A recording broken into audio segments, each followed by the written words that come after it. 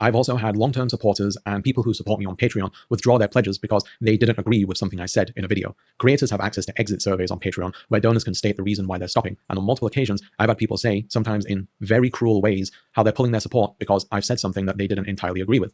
These have been people who supported me since the beginning, told me how they admire me and my work, but all it took was one thing for them to change all that. Things that, in my and other people's opinions, aren't inflammatory, offensive, or without merit.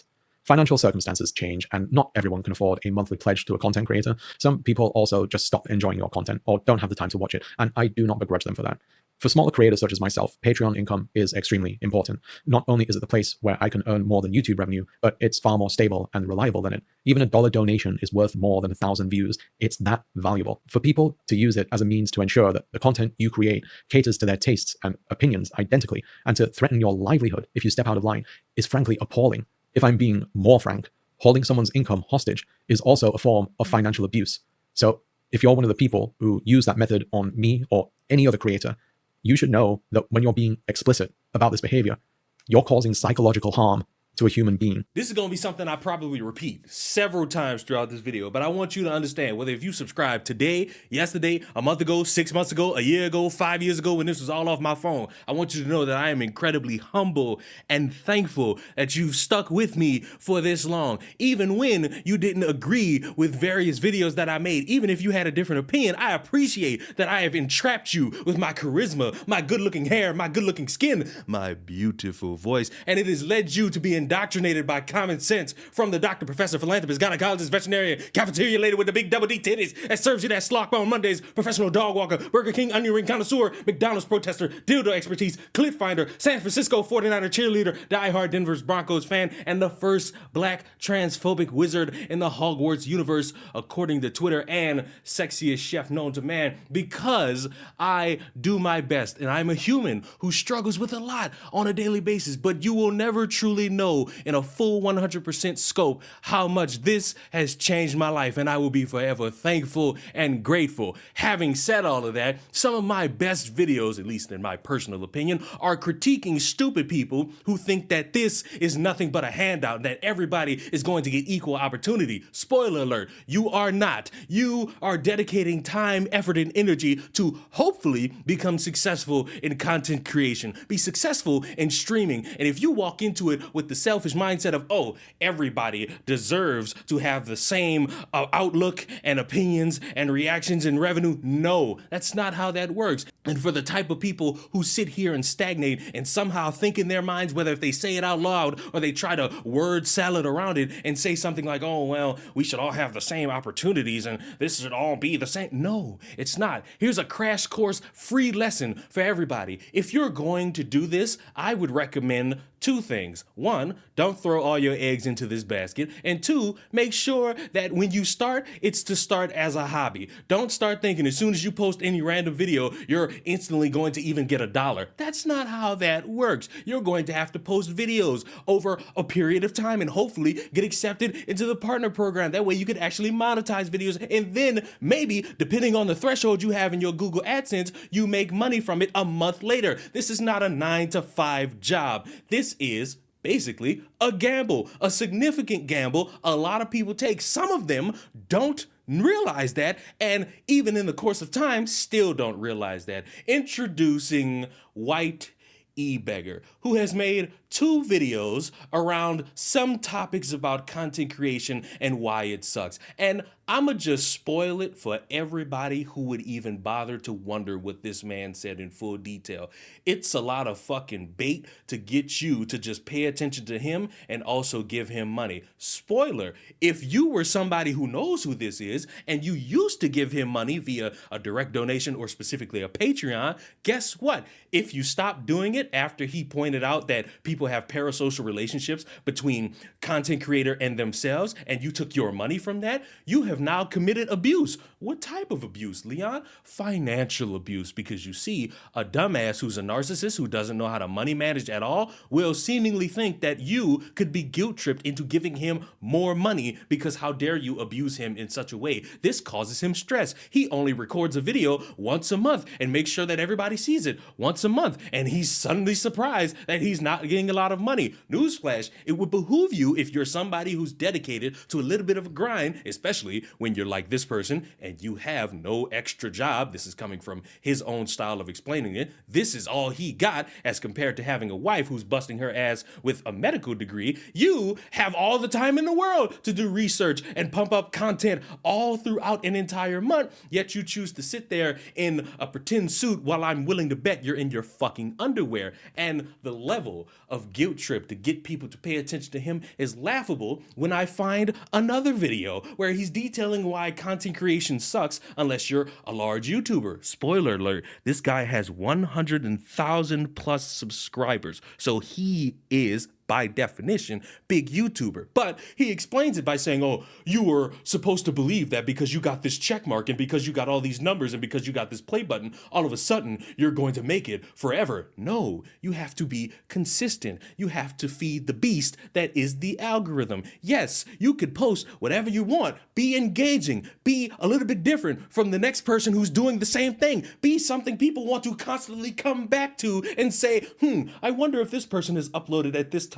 or this day. I wonder what new thing this person could talk about in their witty manner. That's what I do, and it worked to fucking succession. I'm at 200 and I believe 80,000 subscribers. Thank you all for that. I want to get to 300,000. I want to get to 500,000. I want to see what 1 million looks like lathered upon my body. And I believe with the dedication I have and the charisma I have, I'll get there. And guess what? As thankful as I am back then, as thankful as I am now, I'll be even more thankful when I get to that point. All it takes is a little bit of consistency, little bit more effort, and more engaging things that I could call stupid and get you to subscribe to the channel after I've indoctrinated you with all my charisma. Mwah! Just that simple and easy. If there was one thing I could even give a little bit of credence to in terms of, okay, this was a great idea, it was when he brought up how more people need to start shouting out other YouTubers. Specifically, the big YouTubers need to start shouting out the smaller YouTubers because, oh, you have all this privilege and power. You need to dedicate time to all of us. And while I did say I could kind of agree with that,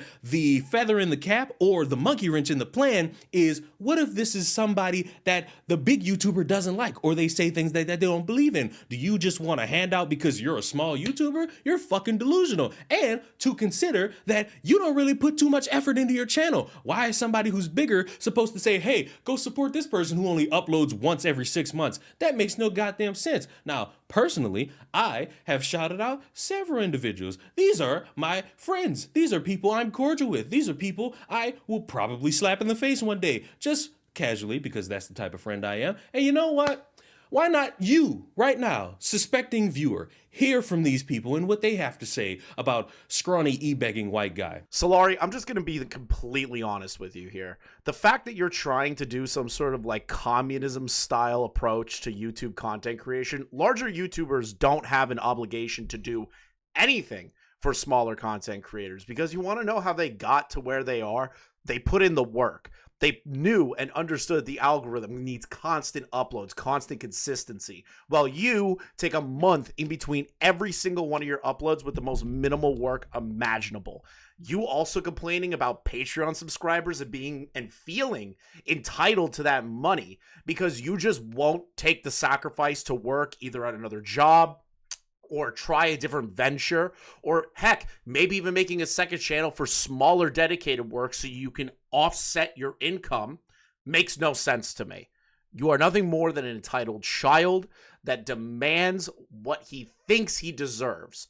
You don't deserve anything if you act like that. This guy has got to be God's biggest mistake he's ever made. I just listened to this moron cry real tears for an hour about making a YouTube video. Like, Jesus Christ. This poor me video starts out with him speaking on how YouTube gave him sinus pressure and are ringing in his ears constantly. Apparently, making videos on the platform has the same effect as like a flashbang going off in front of you. Bruh, if making YouTube videos is causing you physical discomfort, go get another job. Nobody put a gun to your head and made you make videos. Go get a job in retail. I don't know what else to tell you. Your videos aren't curing cancer. They're not helping the world's problems. You're just yapping on the internet like the rest of us. Trust me, the platform will be operational with you gone. We'll be fine. You won't be missed. To be honest, I kind of wish the ringing continued so I didn't have to watch this video and hear how unfair it is that big creators make money off of Patreon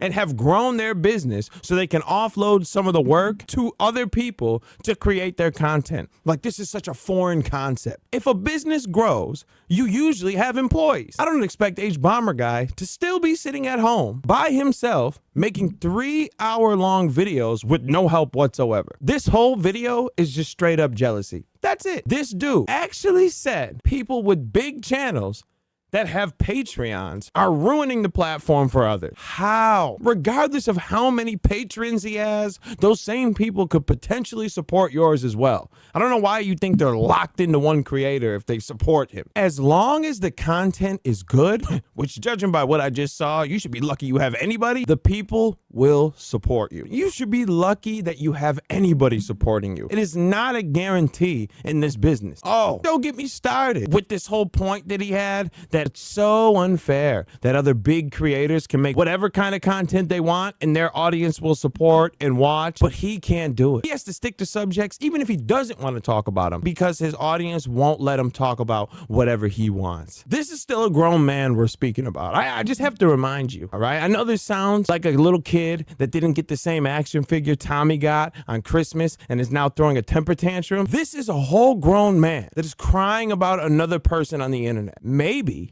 the reason why your audience doesn't want you to deviate from the kind of content you're making now is because they'll know that they'll have to hear about this guy speak about which video game character will have the best gay sex.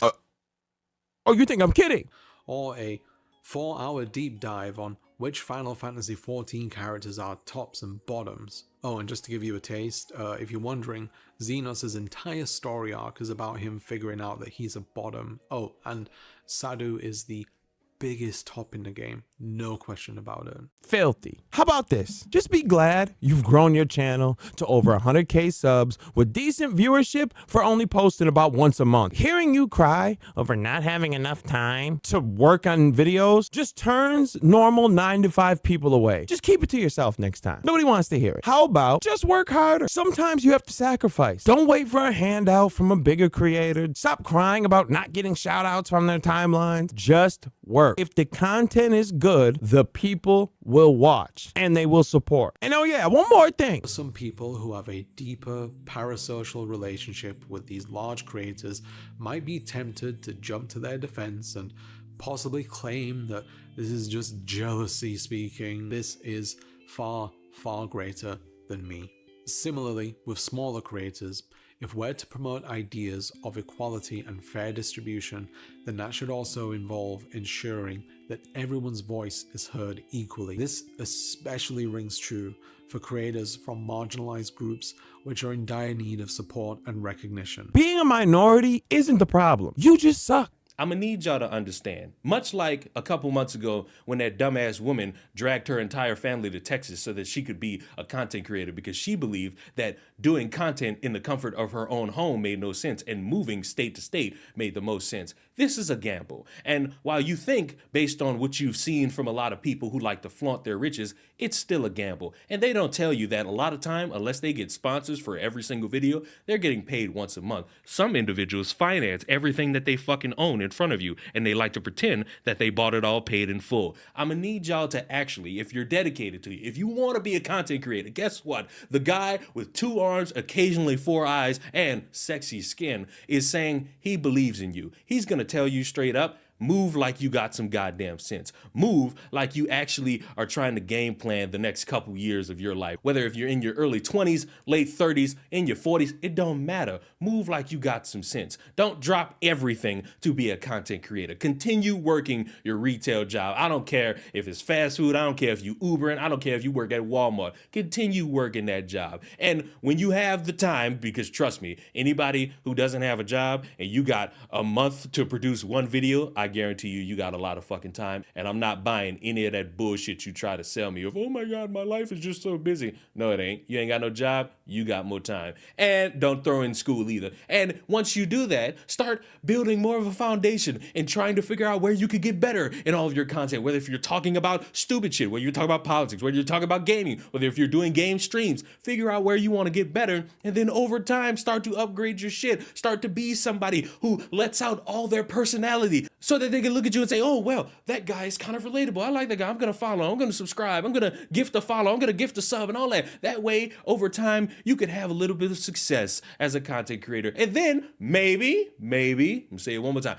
maybe if you reach a point where you're making more money here than you're doing there, I would say pull back hours there and dedicate more hours there. Don't fully quit a job, because guess what? That money you get from content creation, it may look tempting at first, but it could dwindle down ever so slightly or drastically depending on a lot of the effort you put in. I have a Twitch channel, I have a live stream channel, I have a cooking channel, and I want to dedicate more time to those because, let's be honest, I'm having a lot of fun on all these channels. I really like the fact that it's growing slowly and steadily and I'm improving in certain areas. These are fun for me. This is exciting because content creation is fun. Yes, it's a job to some people, but it can be a job and also be fun. But here's what I'm gonna need y'all to do or never do, and we're gonna wrap this video up. Never be like this motherfucker. Never be at a point where you feel so entitled to everybody's fucking money. Never feel as though you have reached a point where you could start guilt tripping people for their money.